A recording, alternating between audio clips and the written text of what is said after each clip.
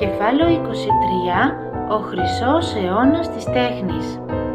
Ο Περικλής αποφάσισε να ξαναφτιάξει τους ναούς που είχαν καταστρέψει οι Πέρσες. Για το σκοπό αυτό χρησιμοποίησε και χρήματα από το Συμμαχικό Ταμείο. Γρήγορα στην Αθήνα άρχισαν να κατασκευάζονται τόσα έργα όσα δεν έγιναν ποτέ τα προηγούμενα χρόνια.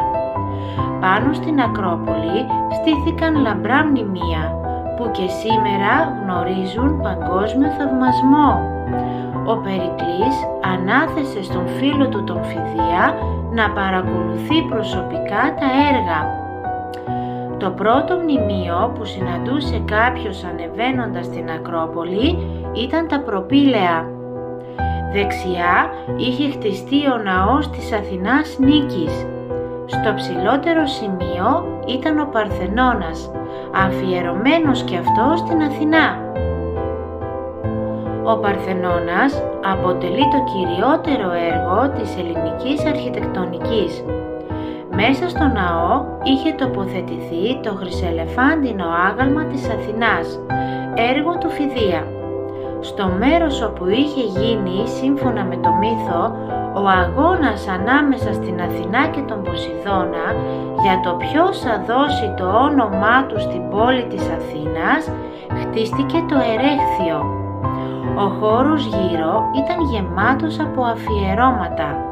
Ανάμεσα σε αυτά υπήρχε και το χάλκινο άγαλμα της Αθηνάς που είχε ύψος 7 μέτρα. Η άκρη από το δόρυ της Αθηνάς φαινόταν από πολύ μακριά. Τα αγάλματα που έγιναν την περίοδο αυτή ήταν διαφορετικά από τους κούρους και τις κόρες.